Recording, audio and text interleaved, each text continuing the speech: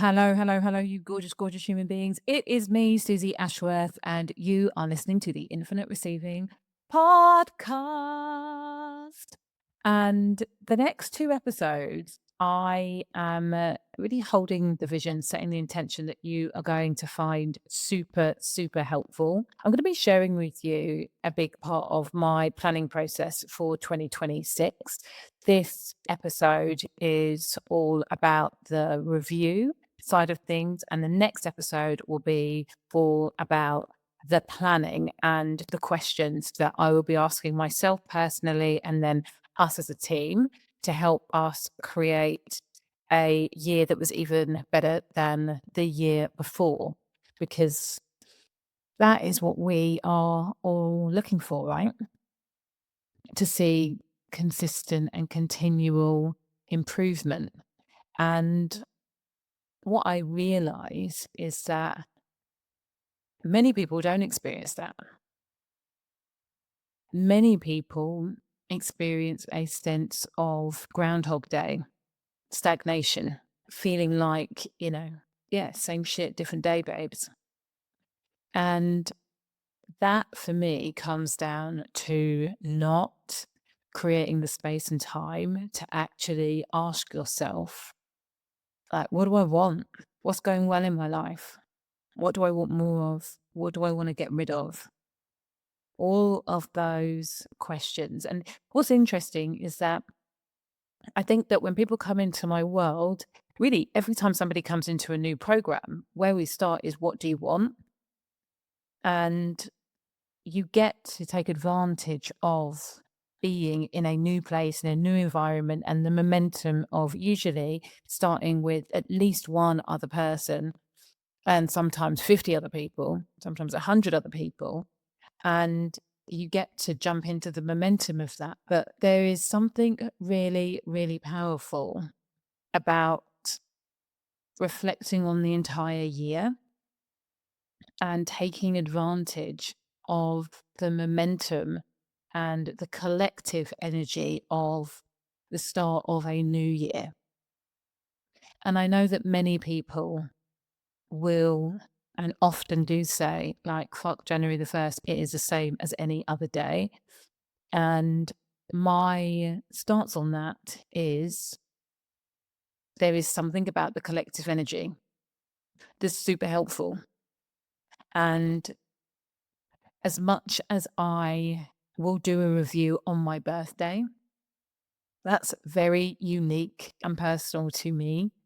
It is the energy of one, and I get that that's where everything starts with you. But for me, there's something great about being able to bring my team along for the ride.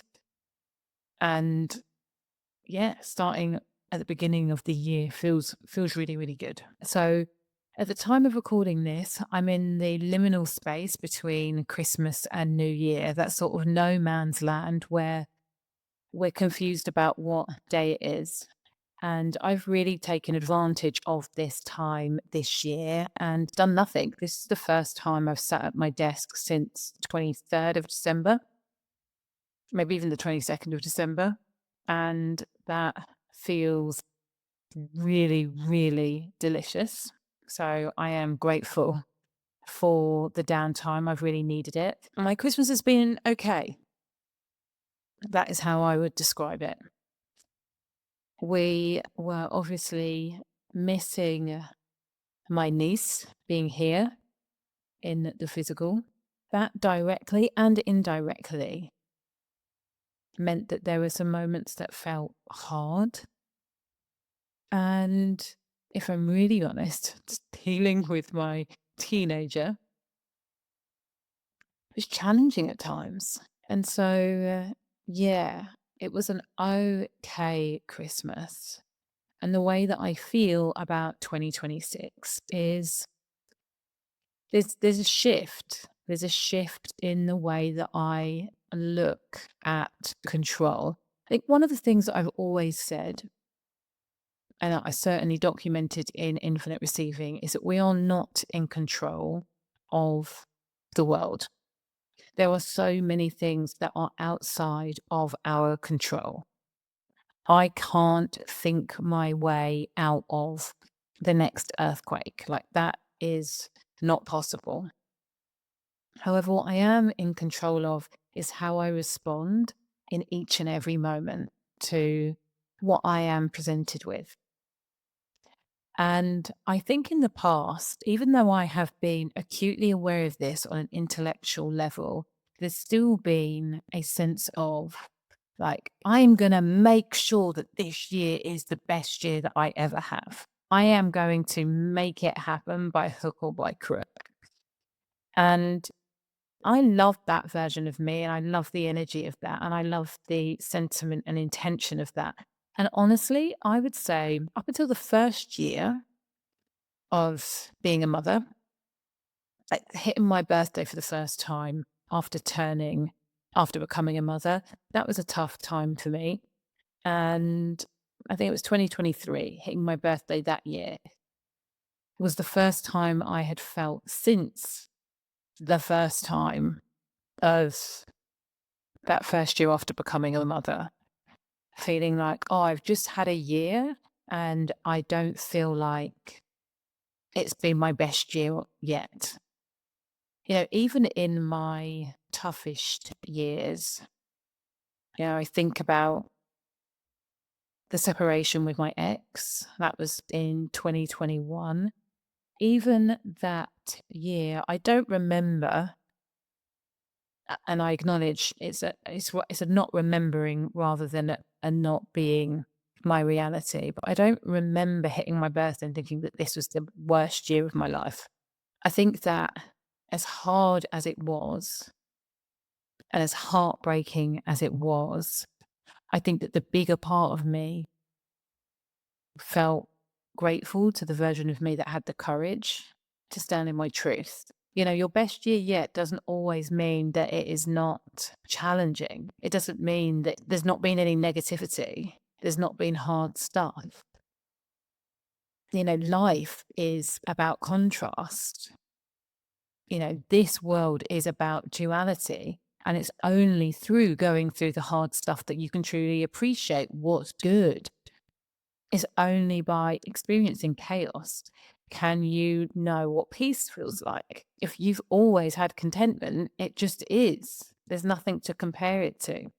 When I go into this year, maybe this year for the first time, I am acutely aware that I have no idea what is going to happen. No idea at all. And I can have the biggest and the best and the most audacious plans of my life. And all of that could be turned on its head in a dime in the next 48 hours. And I'm not going to have a clue. And for some of you listening to this, you might feel like, God, that's a little bit of a bleak way of looking at the world. And I don't think it's bleak. I think that it's accurate. And even though it's accurate, it doesn't mean that I am not going to do what I can do in order to stack the odds in my favor, i.e., control the things that I can control. So, control where my energy, attention, and intention are focused in 2026 as much as I can based on the information that I have in this moment in time. Understanding that something may happen which demands that I completely switch my energy, attention, and intention. Something might demand that. Now, what feels exciting to me is that at the grand young age of 47, what I am understanding more acutely than when I wrote it in my book, more acutely than 5 years ago, 10 years ago, 20 years ago, is that I could be completely derailed, but who I show up as in those moments, that is going to determine the quality of my year. And for the first time, as I review my year that has just gone, I'm going to be asking myself questions about who I was this year. Not just what I did, not just how productive I was, but who was I when the shit hit the fan? Was I the version of myself that I can be proud of? Or what would need to happen this year in order for me to be prouder of who I am being? Because if I can create a world where I'm moving in the direction that I want to, doing the things that I want to be doing in order for me to feel successful on the inside, on what you guys deem successful, but feel successful on the inside to me. If I can be that human being for as much as possible, and then also be the human being who is able to deal with a curveball with grace, with intention, with power, with potency, and remain in alignment to the things that I care about, to the things that I have said are important to me. If I can do that, I will finish 2026 and it will be a better year than 2025. And hopefully, I will have earned more money. Hopefully, I will have had more rest. Hopefully, I would have spent more time with my family because of the way that I'm setting things out. Now, again, because of the things that are outside of my control, any one, two, or three of those things may not be as I desire them to be. And I will need to look at what was the circumstance or the circumstances that arose that took me on a different path, and how do I feel that I dealt with that? Was I being conscious? Was I being intentional about every step away from what I said that I wanted? If I can do that, I know that I will look back at 2026 and say, what an incredible year because of who you were. Not what you did or what you achieved, but who you were. I don't think I've ever said that in my life. It's not that it's not been important. It's never been a success metric. It's been something that I've said. It's been something that I've been aware of. Like, who am I being? Who do you get to be in order to? But the in order to has always been about my specific direction and goal versus who am I being based on the circumstances and am I proud of that person? So, with all that being said, I want to share with you some questions. It was going to be 10, but I actually think that it is 12. Let's just see. Last year, I went through a process called The Best Year Yet or My Best Year Yet. It was recommended to me. It's a book, so feel free to go and search that book up. I don't have the author's name to hand. But I went through a process and I created a one-page document where I had my guidelines for living based on what I'd learned in 2024, the new paradigm I was creating, and then my top 10 goals. And what they say in the book is that it's unlikely that you're going to hit all of your top 10 goals, but write them all out and then review at the end of the year. So this is exactly what I've done. And where I am starting with this review is, what did I fulfill based on my desires at the beginning of 2025? What are the things that I did? What did I achieve based on what I wrote down on this one pager at the beginning of 2025? And whilst I'm not going to share everything with you, the thing that really, really stands out to me is the new paradigm. The new paradigm I set for myself. And I think what's interesting about this is that I don't think that I put a huge amount of energy and intention behind this. But as we get to the end of the year, I am flabbergasted by the words that I've used, because even though that this was stuck at the front of one of my journals, I switched it over to my second journal of the year, but I didn't look at it every day. I think I did at the beginning of the year and then I stopped. And again, they give you permission to do that in the book. They're like, you might just write it once and never look at it again. There is power in being consistently reminded of your goals. And I would say that that is one of the things that I will be setting the intention to do is keep a close eye on my one pager for 2026. Anyway, I digress. We're not actually talking about our plans for what we are going to do in this episode. I'm going to save that for the next episode. But I am going to share with you my new paradigm for 2025. And that was, my inner world guides are going to support me just as much as my external guides, mentors, and coaches as I create a whole new reality for myself, my business, and my family. 2025 is the year of expansion on every level, emotionally, financially, spiritually, and mentally. And I think that part of the motivation for writing this is that I was starting a priestess training. So I knew that I was going to be doing a lot of inner work. Now, I didn't love the priestess training. I didn't complete it. It wasn't for me. It's not that I don't think that I would do anything like that in the future. That specific training was not for me. My mind was having none of it. And so I think that when that got taken off the plate, which was pretty early on in the year, probably February, this became less at the forefront of my mind. However,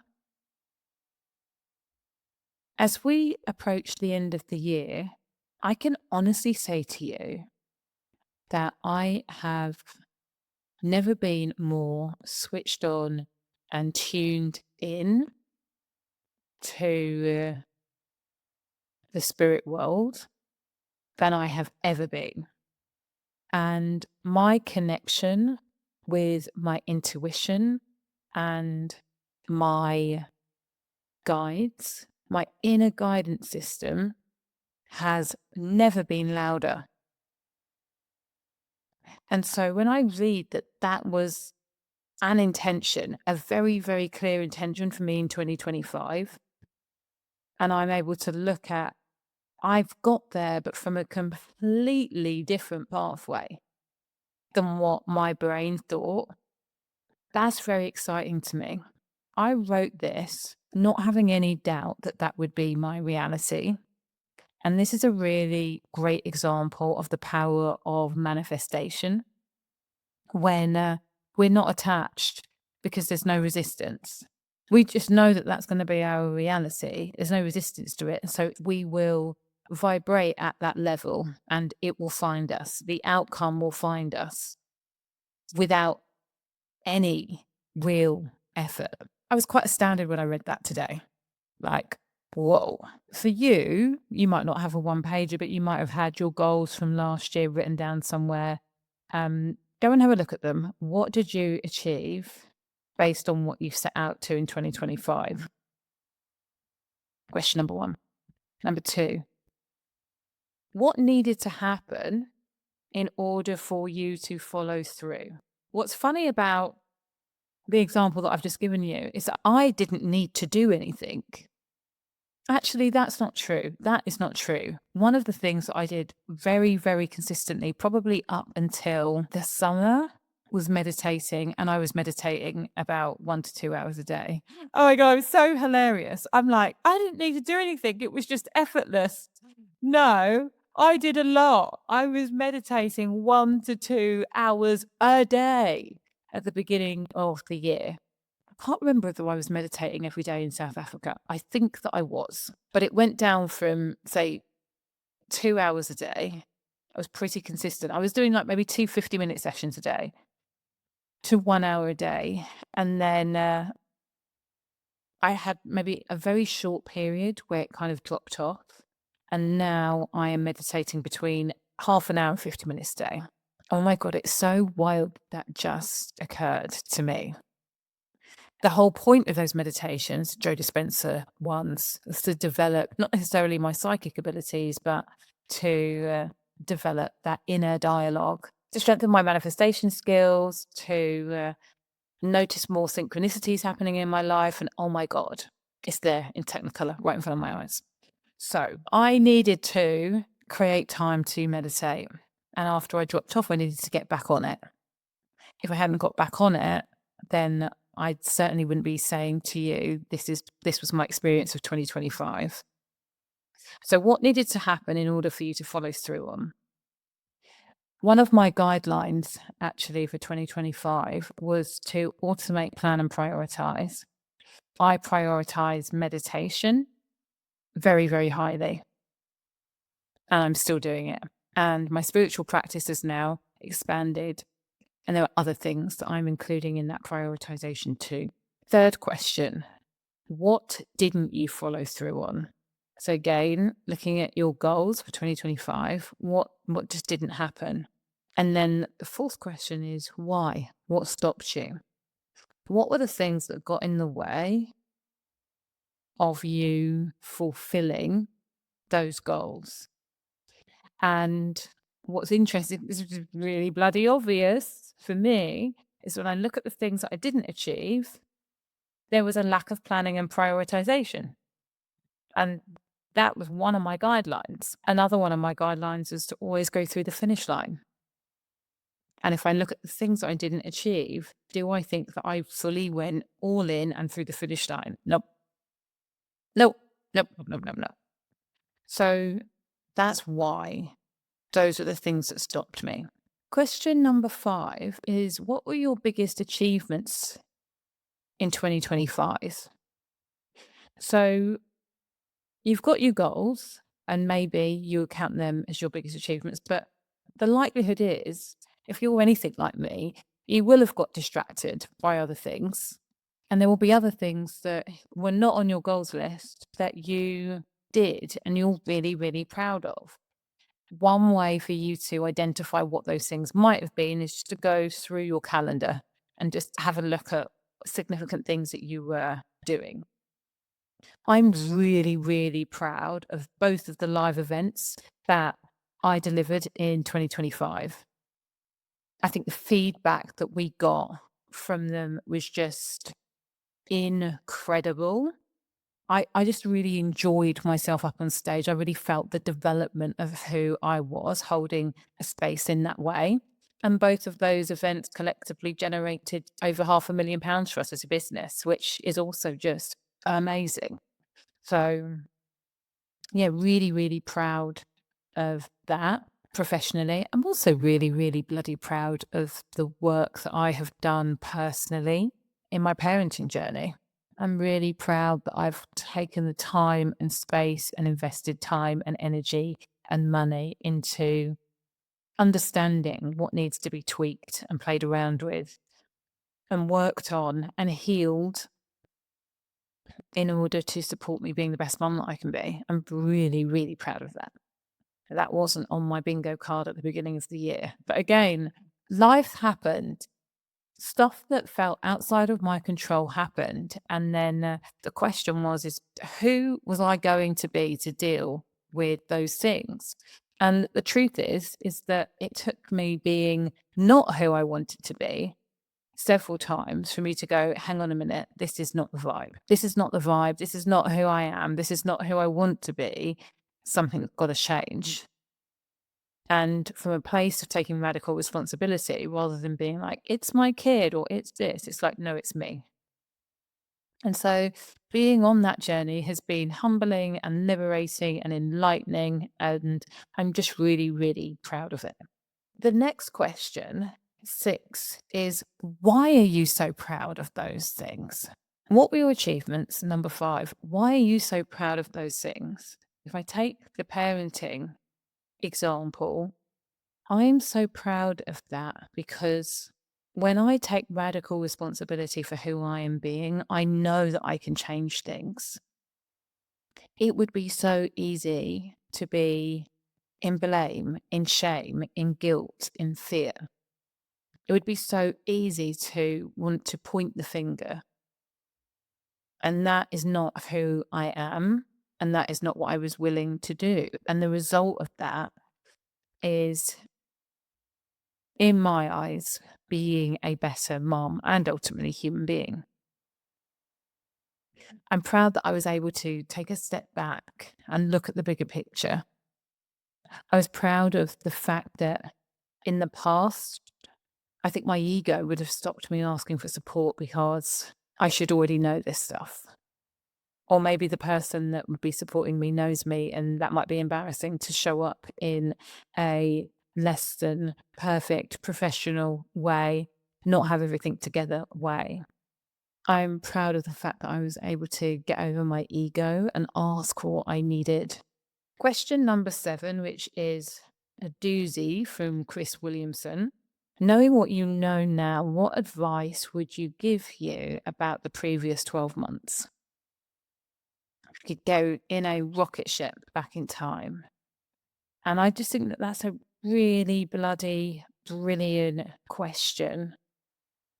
I think that in 2025, I did a lot of things right. And I saw some really great improvements in many areas of my life. And knowing what I know now, I think the biggest thing that I would say is that you have to make prioritizing, elevating your self worth a priority. You've got to know that you're good enough. You need to notice where you are operating from a place of not feeling enough because it's costing you. It's costing you in energy. It's costing you in the way that you show up. It's stopping you from taking ownership in a way that would absolutely revolutionize your business and your life. You think that you're done with the self-worth conversation. You're not. You have to prioritize that. That will elevate your 2025. That's what I would say to me. If I could go back in time, what would you say to you? Question number 8. What one habit gave you your biggest ROI in 2025? For me, hands down, without I don't even need to think about this, but walking at least 45 minutes every day has given me my biggest ROI. Now that is not something that I implemented until October, but it has been revolutionary for me. There have been so many days where not that I've not wanted to do it because it's pretty low effort. Do you know what I mean? Like I don't have to put any special clothes on. I don't have to break a sweat unless I put on my weighted vest. That's a choice. It's like it's easy for me to do it. And the biggest thing is like just making sure that you've got time to do it. I'm sure that I could walk for 20 minutes and get the same effect. However, 45 minutes every single day, the biggest change that I see is being able to go out not feeling particularly great. And by the time I've come back, I have managed to see whatever problem or challenge I'm having differently. I have managed to get an idea, an insight, an aha. And the endorphins that are released through just walking mean that because I've shifted my perspective, I've got an insight, a different awareness, an aha, and a combination of the endorphins. There's a sense of there is no problem that is too big for a walk. There is no problem that I have encountered so far that a walk cannot change things for me in a significantly positive way. That is revolutionary. I don't need drugs. I don't need alcohol. I don't need any of that shit. I just need to be able to get out and walk.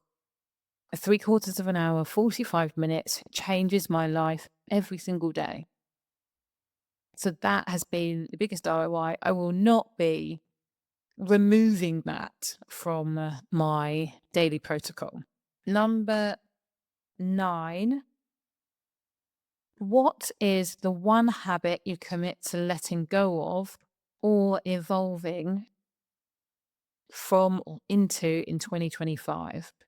For me, this is a habit that's about evolving. You know, what I desire to create is multiple 7 figures in cash next year. It's been a little while since we've done that. And so there has to be an even deeper, better relationship with my money tracking and allocation.